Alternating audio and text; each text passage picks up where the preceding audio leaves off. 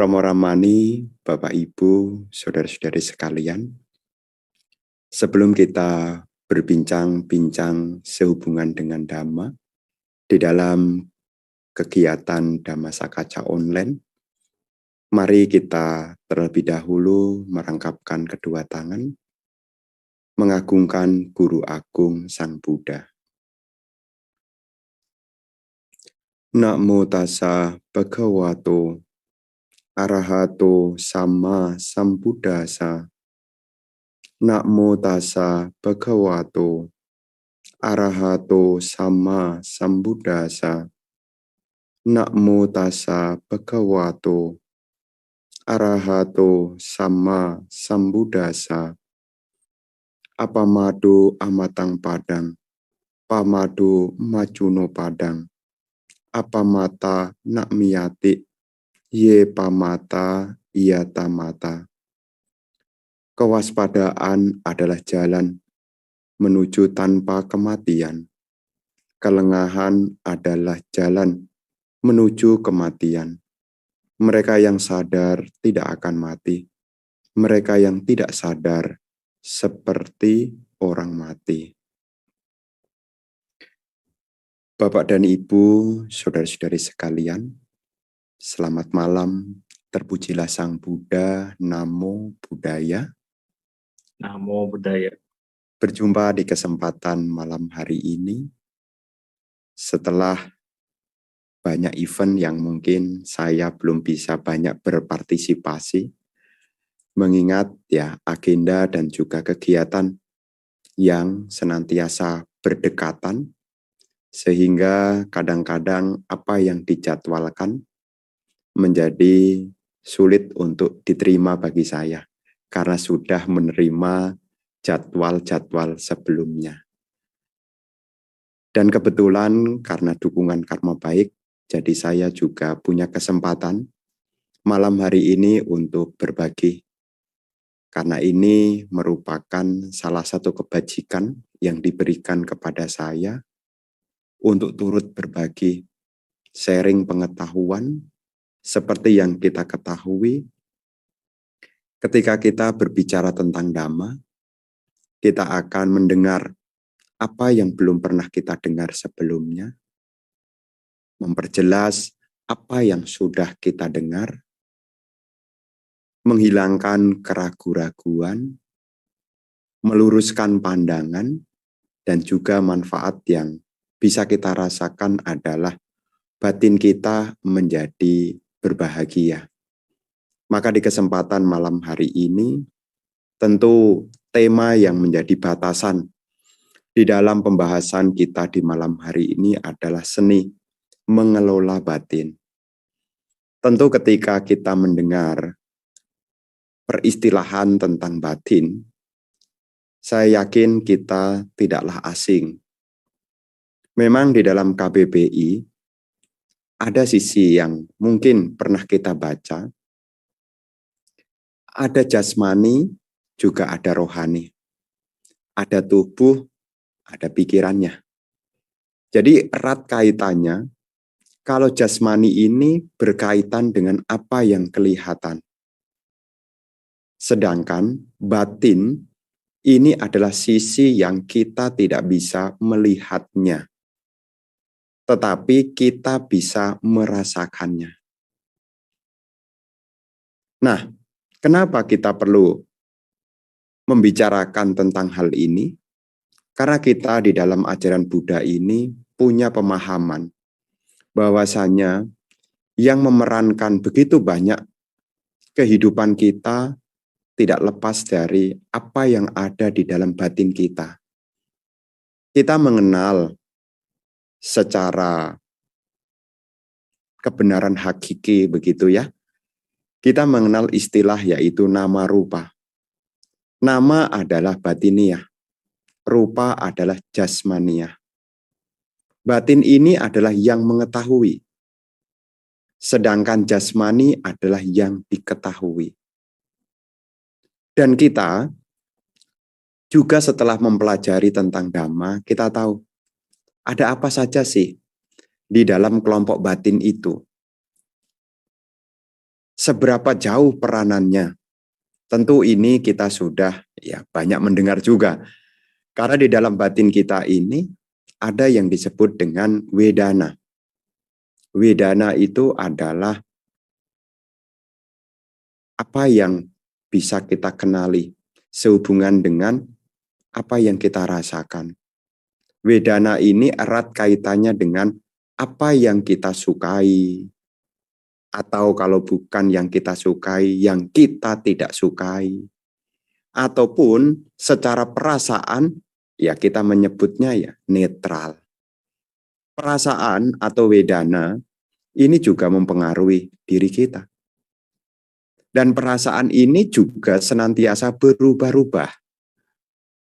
Bapak Ibu yang di rumah tentu menyadari apa yang dirasakan masing-masing. Perasaan yang kita miliki ini berubah-ubah, belum stabil. Demikian pula, kita punya sanya. Sanya ini adalah pengenal. Kita bisa mengenali ini kuning, ini merah, ini biru. Ini adalah sanya. Sanya ini adalah yang mengenal. Ini pun juga bisa berubah-ubah, belum stabil. Sangkara. Sangkara adalah bentukan-bentukan pikiran.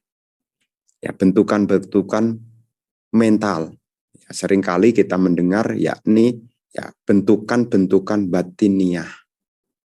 Ini pun juga berubah-ubah. Contohnya apa? Hari ini kita bisa berpikir baik. Tapi hari ini kita juga bisa berubah tuh. Menjadi berpikir tidak baik. Hari ini kita yakin. Besok menjadi ragu-ragu. Bisa saja. Kenapa? Karena memang karakteristik dari sangkara atau bentukan-bentukan batiniah ini pun juga berubah-ubah. Demikian pula, yakni winyana, indera pengetahu. Ini pun juga berubah-ubah. Karena sesuatu yang berubah-ubah, ini menimbulkan ketidaknyamanan. Ya, jadi kadang-kadang orang kan berbicara, kenapa saya kok bisa mikir begitu ya? Kenapa pikiranku kok jadi begini ya? Kenapa kata-kata itu bisa keluar? Karena apa yang ada di dalam batin dia, apakah yang dia rasakan, apakah yang dia pikirkan, apakah yang dia ingat, senantiasa mengalami perubahan. Ketika berubah rasanya jadi aneh. Kalau berubah lebih baik tentu tidak jadi persoalan. Kenapa? Karena kalau berubah di dalam hal baik, ini berakar pada kebaikan. Kalau apa yang ada di dalam batin kita ini berakar pada kebaikan, maka akan memunculkan kebahagiaan. Tetapi sejauh mana tingkat intensitas keseringan antara pikiran baik dengan pikiran buruk? Kita bisa mencermati ke dalam diri kita masing-masing. Meskipun secara kajian Abhidhamma, cetasika itu, faktor-faktor mental atau faktor-faktor batiniah itu, yang baik itu sebetulnya lebih banyak loh daripada yang tidak baik. Tapi yang sering tampil di dalam bentukan-bentukan pikiran kita, yang sering tampil lebih banyak adalah yang buruk-buruk atau yang tidak baik. Makanya tema malam hari ini kita tidak membenci, tetapi kita kelola.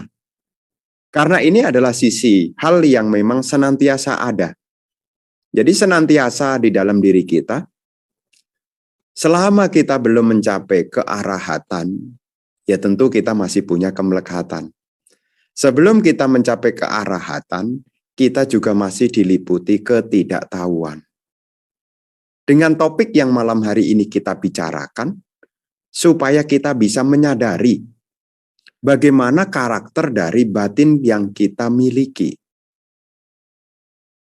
Jadi temanya ini sebetulnya lebih kepada melihat ke dalam batin sebetulnya. Jadi para hadirin, para bapak yang hadir, para ibu yang turut mendengar, ya, bisa menyimak ke dalam batin masing-masing.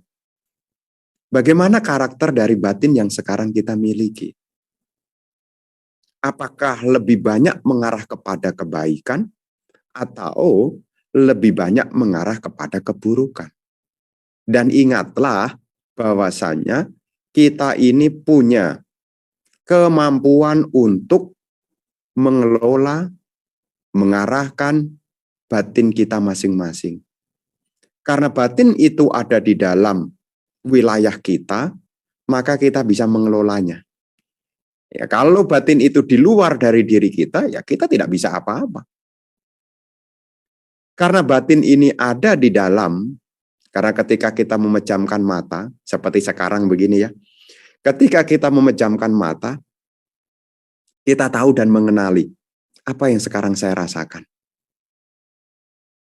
Dan ketika Anda hatinya kurang tenang, ketika Anda menarik nafas, tentu ada perubahan di dalam batin Anda. Jadi ketika kita menyadari karakter dari apa yang ada di dalam batin kita bisa mengarahkan seperti apa, mau jadi apa, bisa. Makanya ketika kita duduk meditasi, sebetulnya ini adalah bagian supaya kita yang pertama mengenali bagaimana kecenderungan dari batin kita. Dan kalau kita sudah tahu karakteristik dari batin kita, ya kita bisa mengelolanya. Seperti yang ya nanti Bapak Ibu bisa membaca ya dalam syair Dhammapada ya. Syair Dhammapada 35. Di sana ya saya mengambil kutipan di dalam terjemahan. Ya, Guru Buddha menampilkan sehubungan dengan nasihat, yakni adalah hal baik, menjinakkan cipta nan sulit dikekang, gesit dan biasa mengembara ke objek yang menyenangkan. Cipta yang terjinakkan mendatangkan kebahagiaan. Jadi dari ketika kita mengenali, ya kita tahu.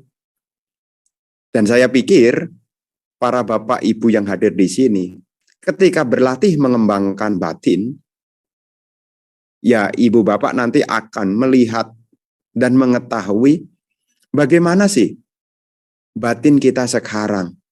Apakah batin kita ini sudah stabil? Ataukah masih belum stabil?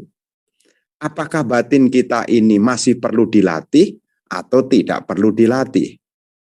Apakah batin kita ini perlu dijinakkan atau sudah terjinakkan?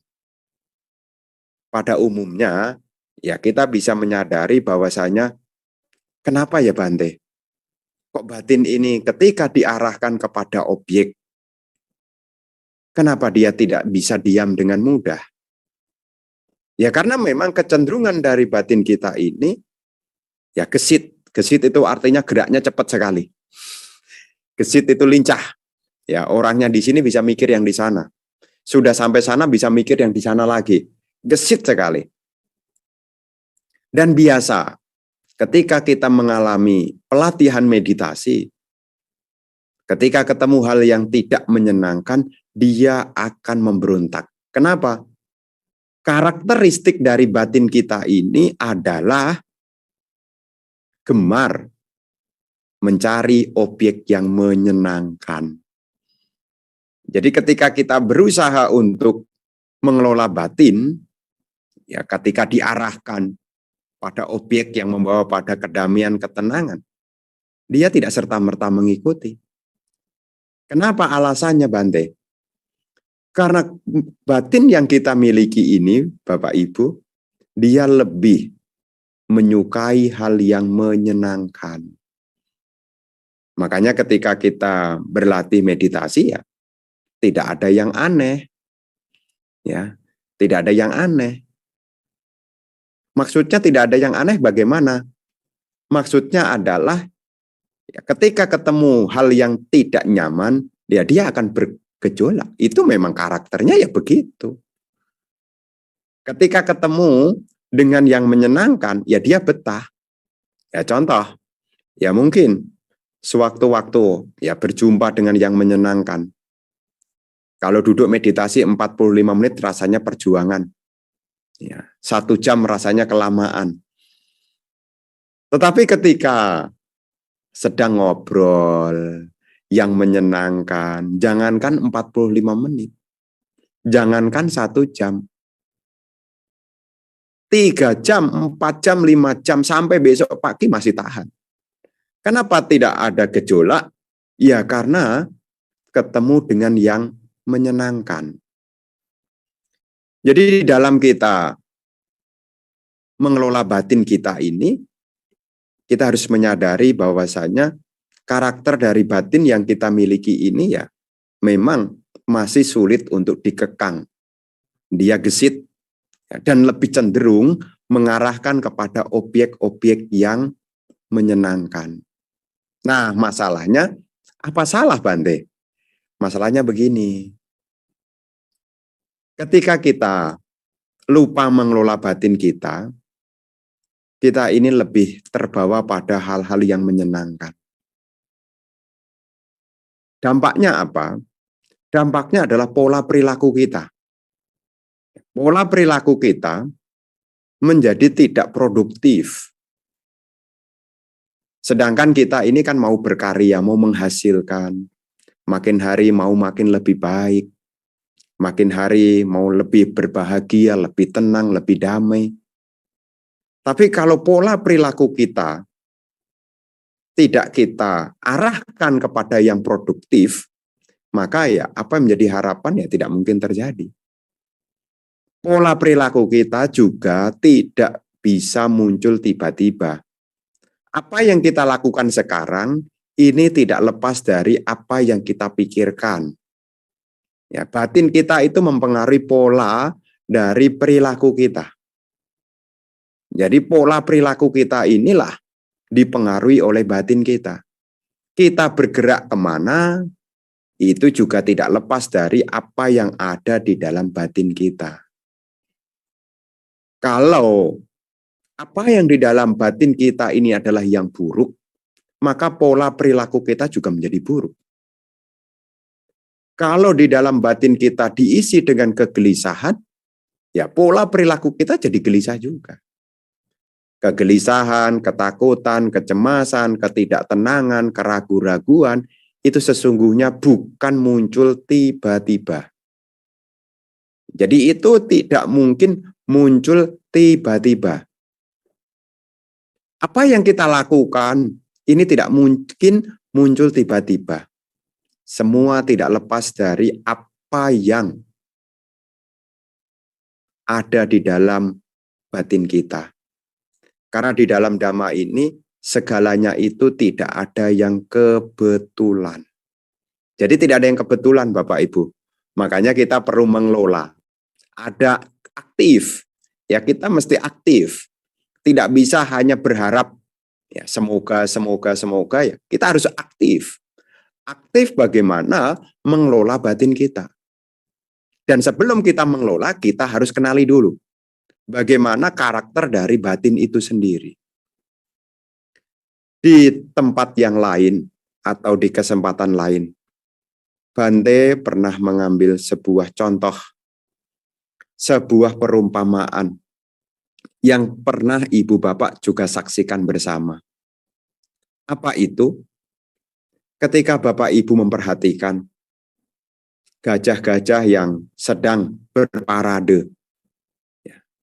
Ya kalau nanti suatu saat mungkin pergi ke Sri Lanka ya, itu ada namanya Festival Perihera, yaitu mengarak relik Guru Agung Sang Buddha.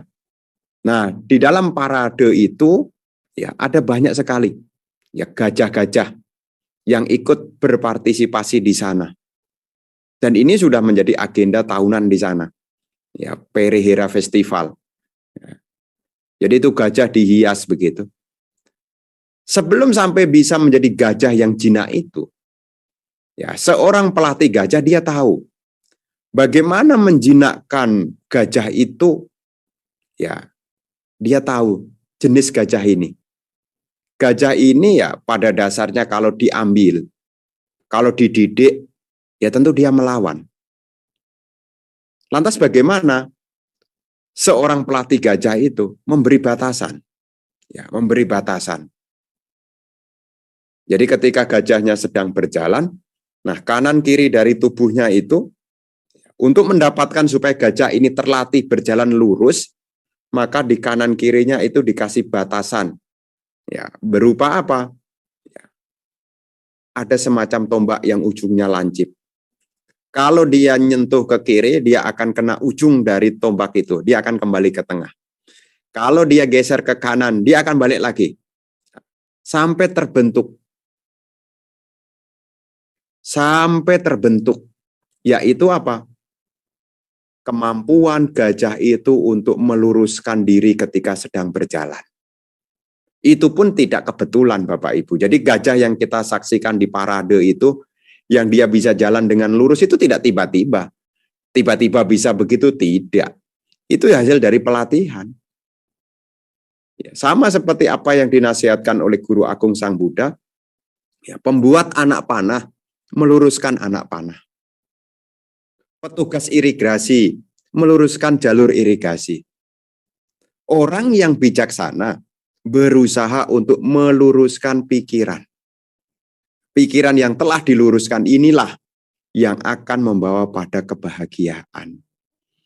Makanya kita perlu ya mengelola batin kita ya, karena batin kita ini ya kadang ke sana, kadang ke sini, belum stabil. Makanya kita butuh yang disebut usaha. Kita harus berusaha terus. Berusaha terus, berusaha terus. Tidak ada sesuatu yang kebetulan. Kita harus mengusahakan. Ya, kita harus mengusahakan. Kalau pembuat anak panah meluruskan anak panahnya. Tukang kayu meluruskan kayunya. Petugas irigasi meluruskan jalur airnya. Orang yang bijaksana meluruskan pikirannya. Ya, pikiran yang lurus itu apa? Pikiran yang membawa pada manfaat. Jadi pikiran-pikiran yang membawa pada manfaat. Karena kita menyadari ya, pada saat ini bagaimana kondisi pikiran kita ini masih belum teguh. Ya. Kita juga belum memahami Dhamma secara sejati. Dan kita juga sekarang masih punya keyakinan yang bisa goyah sewaktu-waktu.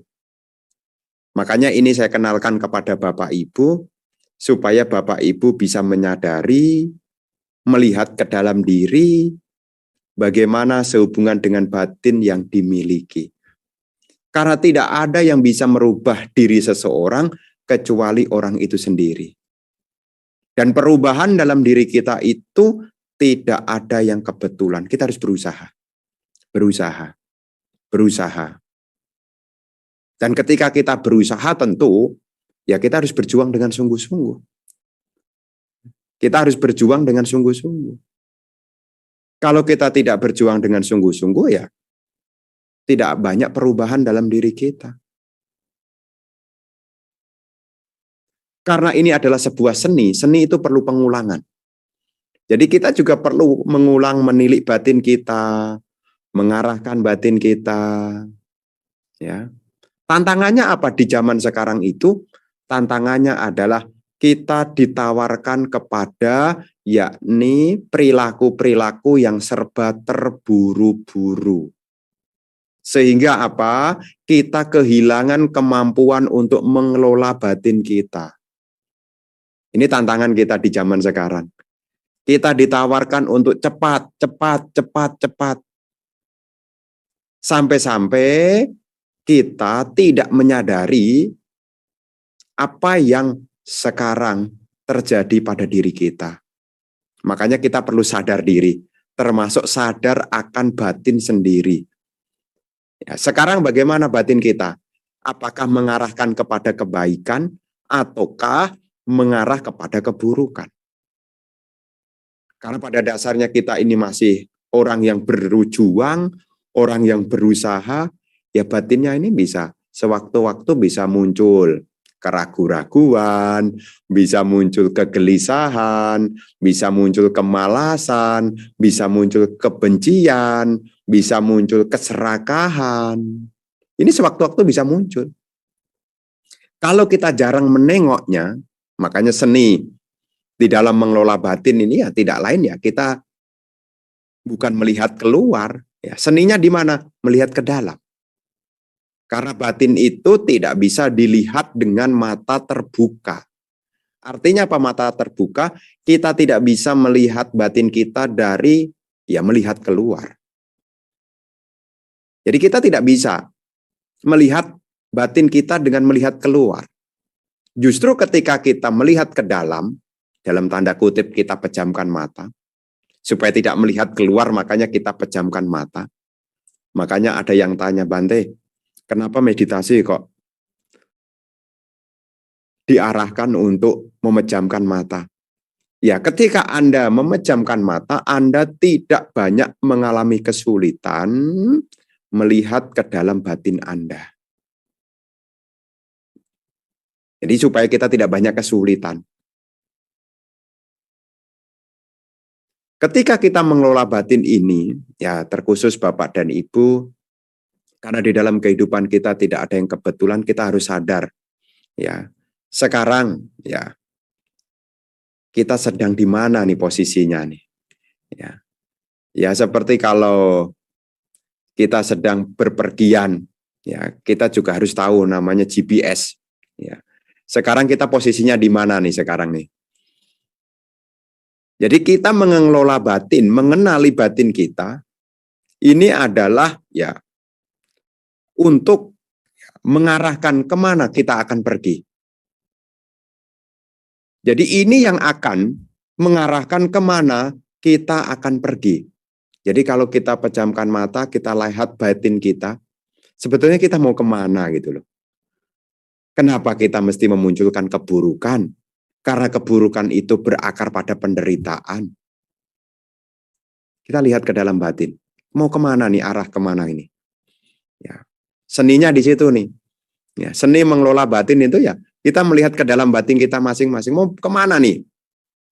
Kalau diarahkan ke nafas masuk, nafas keluar kok tidak mau, terus sebetulnya mau kemana nih? Kalau diucapkan dalam hati, semoga makhluk berbahagia, semoga makhluk bahagia, diulang-ulang, kemudian gampang bosan, pertanyaan mau kemana gitu loh. Mau kemana? Diarahkan perhatiannya pada nafas masuk, nafas keluar, tidak mau. Disuruh dilatih mengulang semoga makhluk berbahagia, juga tidak mau. Terus maunya kemana? Ingat, kalau batin kita sekarang bersama dengan keserakahan, bersama dengan kebencian, bersama dengan kemalasan, bersama dengan kegelisahan, bersama dengan kebingungan, maka ini akan membawa menuju pada ketidakbahagiaan. Makanya kita perlu mengenali, ya sekarang posisinya di mana nih? Apakah benar-benar baik-baik saja batin kita sekarang? Ya, apakah benar-benar baik-baik saja batin kita sekarang? Kalau memang sekarang batin kita ini sedang baik-baik saja, meliputi ya perasaannya nyaman kok Bante. Kalau ingat sudah ingat yang baik-baik Bante. Kalau berpikir juga berpikir yang baik-baik kok Bante. Ya tidak jadi problem. Tapi seberapa mampu itu bertahan? Perasaan baik selalu bersama dengan kita. Ingatan baik selalu bersama dengan kita. Pikiran-pikiran baik selalu bersama dengan kita. Mampu berapa tahannya? Pada saat kita mendengarkan Dhamma, kita bisa ingat tuh pikiran-pikiran baik tuh. Oh bener nih, oh bener nih. Tapi setelah saat kita sesudah mendengarkan Dhamma, masih tidak bertahan. Batin yang baik itu pada kita. Dan untuk mengelola batin, ya ini perlu kontinu ya, enggak bisa malam hari ini kemudian selesai ya, enggak bisa. ya enggak bisa. Ya, mengelola batin tidak bisa kemudian malam ini selesai kemudian wah batin saya sudah terkelola Bante. Ya enggak bisa. Selama kita belum mencapai kearahatan berarti kita mesti terus mengelola, mesti berlatih. Sebelum kita mencapai arahat, berarti di situ batin kita belum terjinakkan. belum terjinakkan. Lantas apa Bante kebiasaan-kebiasaan yang perlu kita bangun Bante? Supaya kita senantiasa punya kecenderungan untuk berpikir baik, berucap baik, berperilaku baik. Apa kecenderungan-kecenderungan yang harus kita upayakan menjadi kebiasaan yang harus kita munculkan? Tentu di dalam ajaran Sang Buddha ini banyak sekali ya, yang bisa kita ambil di sana. Tapi Bante mengambil ya salah satu di bagian ya niwudi, hal yang membawa pada perkembangan. Ya. Hal yang membawa pada perkembangan. Karena mengelola batin ini adalah kontinu, berkelanjutan. Supaya berkelanjutan kepada hal-hal yang baik. Maka saran yang pertama adalah bergaulah dengan orang yang baik. Ya, bergaul dengan orang-orang yang baik. Sapurisa sangsewa. Ya, sapurisa sangsewa. Bergaul dengan orang-orang yang mulia, bergaul dengan orang-orang baik. Kalaupun tidak punya kesempatan bergaul dengan orang-orang baik, minimal membaca buku-buku yang baik. Atau kalau nonton YouTube ya, tonton YouTube yang baik-baik. Kenapa? Apa yang kita baca, apa yang kita lihat, dengan siapa kita bergaul, ini akan mempengaruhi batin kita. Kalau zaman dulu ya Sang Buddha menyebut ya bergaul dengan orang bijaksana. Kenapa? Orang itu punya pengaruh yang cukup kuat bagi orang lainnya. Namanya di dalam proses interaksi sosial itu ada namanya pertukaran informasi. Ada daya pengaruh. Ada daya pengaruh. Jadi ada persuasi di dalamnya. Ada persuasi di dalamnya. Ada pertukaran informasi. Dan informasi yang bertukar itu akan mempengaruhi batin seseorang. Bisa dibayangkan. Kalau bergaul dengan orang-orang keliru, membaca juga buku-buku yang keliru, mendengar juga mendengar yang keliru, apa yang terjadi? Batin ini menjadi keliru. Yang semestinya kita menjadi orang yang optimis, bisa mengelola batin kita, menjadi kita merasa tak berdaya. Seolah-olah batin di luar dari diri kita. Maka yang pertama, ya Bante menyampaikan, buatlah kebiasaan yang pertama yaitu bergaulah dengan orang-orang yang baik, bergaulah dengan orang-orang yang mulia, bergaulah dengan orang-orang bijaksana. Karena orang yang baik, orang yang mulia, orang yang bijaksana senantiasa mengarahkan kita dari gelap menuju terang. Tidak mungkin orang-orang yang baik, orang-orang yang baik itu mengarahkan kita dari terang menuju gelap. Tidak mungkin. Orang-orang yang baik di sekitar kita, ketika kita meminta nasihat, dia akan memberi penerangan bagi kita. Ya, ini Anda bisa saksikan dalam keseharian Anda kok. Dia akan membantu kita. Ya, dia akan menstimulus kita supaya kita menjadi punya wija, punya pengetahuan. Kalau jalan buntu, dia mengarahkan. Kalau posisinya gelap, dia berusaha menerangi. Inilah manfaat ketika kita punya kebiasaan ya bergaul dengan orang-orang yang mulia, orang-orang yang baik. Makanya Bapak dan Ibu, kalau sekarang kita tidak mengusahakannya, maka di kemudian hari amat sulit untuk didapatkannya. Sulit sekali. Berjumpa dengan para yang mulia itu tidaklah gampang. Nah, ketika kita sudah berbicara, berkumpul dengan orang yang mulia, dan orang yang mulia itu menyampaikan pesan, dengarkanlah dengan yang seksama. Artinya apa? Yang kedua, Bapak Ibu mesti sering-sering mendengarkan dhamma. Maksudnya dhamma apa? Ajaran-ajaran yang membawa pada nilai manfaat. Jadi ketika Anda mendengarkan dhamma, dengarkanlah dengan seksama. Ini menjadi kebiasaan yang baik, mendengarkan dhamma. Makanya di dalam Manggala Sutta juga disebut bagian dari keberkahan. Ada yang tanya begini, memang berkahnya apa Bante kok mendengarkan dhamma itu berkah? Loh, kalau Anda mendengarkan dhamma, Mungkin pengetahuan yang sebelumnya itu keliru, setelah mendengarkan Dhamma, pengetahuannya menjadi benar. Taunya dari mana Bante rujukannya ya? Ya salah satunya dari Tipitaka-Tipitaka itu. Karena dalam Tipitaka-Tipitaka itulah kita bisa memperoleh akses ajaran-ajaran tentang kebenaran. Ajaran-ajaran membawa pada manfaat. Dan kita harus ingat, Sang Buddha mengajarkan Dhamma.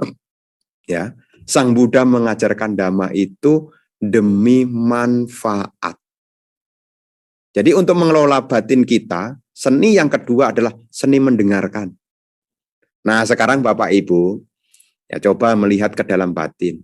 Ya, sejauh mana ya, kita punya ketertarikan untuk mendengarkan hal-hal baik. Apakah kita lebih gemar mendengarkan hal yang bermanfaat, hal yang baik, atau hanya sekedar mendengarkan hal-hal yang sifatnya menyenangkan, tapi tidak menimbulkan banyak efek. Jadi di sini Bapak dan Ibu, untuk kita mengelola batin kita, bergaul dengan orang yang mulia, mendengarkan Dhamma, dan setelah mendengarkan Dhamma, tentu Anda memunculkan kebijaksanaan yang disebut yaitu yoniso manasikara. Jadi apa yang Anda dengar, cobalah dianalisis. Analisis dulu, jangan dikomentari ya. Mengelola batin itu ya jangan dikomentari dulu, dianalisis dulu. Jadi kita jangan membantah dulu, tapi kita benar-benar perhatikan dulu. Ketika kita mendengar, coba diperhatikan benar enggak, dianalisis dulu. Jangan dikomentari buru-buru. Orang sekarang kan gampang banding-bandingkan. Ya, gampang banding-bandingkan. Sehingga apa? Batinnya tidak terkelola. Belum dianalisis, tapi sudah berkomentar. Ya, belum dianalisis, tapi sudah berkomentar. Ada yang ngomong begini. Ya, ada yang ngomong begini. Dia ngomong sama saya. Wah, umat Buddha ini pelayanannya kurang katanya. Ada yang bilang begitu. Loh, coba dianalisis mana kurangnya. Ya. Ada orang minta dibacain parita didatangin kok. Mana kurangnya? Coba dianalisis, jangan dikomentari dulu. Mendang-mentang. Gara-gara apa? Gara-gara dia datang ke wihara, tidak ada yang menyapa dia, kemudian dia simpulkan, yakni pelayannya kurang. Ketemu Bante. Bantenya juga diem juga. Wah, Bantenya juga diem-diem. Nggak dianalisis dulu gitu loh. Ya. Langsung aja komentar kemana-mana. Oh, pelayannya kurang. Ya, kita harus lihat analisis. Kenapa Bantenya tidak menyapa? Coba diperhatikan sedang apa Bantenya. Apakah Bantenya sedang berbicara dengan yang lain? Ataukah mungkin tidak melihat? Ini kadang-kadang kan muncul nih. Ya, makanya di dalam poin yang ketiga yang ingin Bante tambahkan di sini adalah memunculkan kebijaksanaan. Di dalam kita mengelola batin kita ini, ya cobalah kita analisis dulu, jangan dikomentari dulu. Ya, jadi jangan komentar dulu. Karena sumber konflik itu karena kita lebih mengedepankan yaitu komentar. Di rumah tangga jadi konflik. Kenapa? Ya apa-apa dikomentari, tidak diperhatikan dulu. Suami terburu-buru komentar, mengatakan istrinya malas. Padahal kalau ditelisik-telisik, istrinya itu kecapean dari pagi itu sudah kerja. Pulang kerja istrinya tidur. Dia pulang tidak disapa. Nah, karena dia tidak menganalisis, kemudian dia mulai berkomentar. Ita suami ini sudah kerja capek-capek, malah istri rebahan tidur di rumah. Tuh, analisis dulu. Ya. Istrinya itu sudah dari pagi jam 4 itu sudah bangun tuh, masak, lain-lain. Gitu loh. Loh kok ya dikomentari gitu loh. Coba kalau dianalisis. Anda tidak akan tega komentar. Ya, Anda tidak akan tega komentar. Ya. Ada juga yang ngomong, ya orang tua saya itu tidak sayang kalau sama saya kok. Coba analisis dulu. Ya. Kalau enggak sayang itu sudah dari kandungan itu sudah dikeluarkan dengan paksa itu. Ya, belum 9 hari, 9 bulan, 10 hari itu sudah dikeluarkan dengan paksa itu. Ya. Coba analisis dulu. Batin kita ini kita kelola dengan baik, cobalah kita latih. Batin kita ini analisis dulu, jangan komentar dulu. Supaya apa? Hidup kita tidak banyak dengan tetangga konflik, dengan mertua konflik, dengan pasangan hidup konflik, dengan rekan kerja konflik, di organisasi konflik, ya, dengan tetangga konflik. Kenapa ada konflik? Ya karena tidak bisa menganalisis, terburu-buru berkomentar. Ini mengelola batin ini. Makanya batin yang kita latih dalam keseharian ini juga perlu jadi kebiasaan. Nanti Bapak Ibu biasakan dalam keseharian dianalisis dulu. Ya, dianalisis dulu. Jangan buru-buru berkomentar. Supaya kita tidak salah paham. Ya, tidak salah paham. Analisis dulu. Jadi di dalam mengelola batin kita ini ya kita ya memunculkan kebijaksanaan dengan apa? Menganalisis. Ya seperti malam hari ini kita membicarakan tentang mengelola batin, coba dianalisis. Bagaimana karakter batin kita? Coba dianalisis. Bagaimana kecenderungan-kecenderungan pikiran kita? Coba dianalisis. Apakah batin kita stabil? Ataukah batin kita belum stabil? Coba dianalisis. Kemudian kita analisis perilaku kita. Apakah dari sekian lama kebiasaan-kebiasaan dalam perilaku kita lebih mengarah kepada hal yang produktif atau kepada yang tidak berproduktif? Nah, coba kita analisis ke dalam diri kita. Karena batin kita ini ya perlu kita didik, perlu kita arahkan. Karena kecenderungan dari batin kita ini menyukai kepada hal-hal yang menyenangkan. Dan di dalam membangun kebiasaan, apa hal baik yang sudah kita pernah dengar, ya segeralah untuk dipraktekkan. Damanu dhamma pati-pati. Apa yang sudah didengar, apa yang sudah dipelajari, kalau itu membawa manfaat, segeralah dikerjakan. Jangan pernah menunggu. Ya, jadi dalam proses ini banyak hal yang harus kita bentuk dalam diri kita. Ya, setelah kita tahu bagaimana karakter dari batin kita tahu batin itu mempengaruhi perilaku kita. Dan dari tahu batin yang kita miliki, kita mau kemana. Dan pada dasarnya semua tidak ada yang kebetulan. Kita harus membuat kebiasaan-kebiasaan yang baik. Dan salah satu kebiasaan-kebiasaan yang bisa kita munculkan, bisa diawali dengan bergaul dengan orang-orang yang bijaksana, senantiasa mendengarkan dengan seksama hal-hal yang baik, memunculkan kebijaksanaan, jangan mudah berkomentar tapi analisis dulu, dan sebagai penghujungnya, apa yang hal baik yang sudah dipelajari, jadikanlah itu sebagai kebiasaan yang bisa dipraktekkannya. Praktekkan, jangan nunggu sempurna untuk berpraktek, karena kesempurnaan itu hasil dari praktek berulang-ulang. Jangan menunggu lebih baik baru praktek. Meskipun belum baik, prakteklah hal-hal baik. Lama-lama batin Anda akan terbentuk menjadi batin yang membawa pada nilai-nilai manfaat. Kebijaksanaan tidak menjadi paripurna pada ia yang cipta tidak teguh, tidak memahami dhamma sejati, dan berkeyakinan goyah. Ini dikutip dari Dhammapada 38. Inilah menjadi penghantar diskusi malam hari ini. Ya mungkin ada hal-hal yang mungkin belum tersampaikan, atau mungkin ada hal-hal yang masih diragukan, ya nanti bisa di sesi berikutnya, yaitu sesi tanya jawab. Ya inilah yang ingin Bante sampaikan. Sekali lagi terima kasih atas perhatiannya. Semoga ini menginspirasi sehingga membuat Anda mengenali diri sendiri, sehingga Anda bisa melatih, menjinakkan, akhirnya kita bisa mengembangkan batin kita menjadi lebih baik, hingga akhirnya kita dapat merealisasi nibbana. Waktu saya kembalikan kepada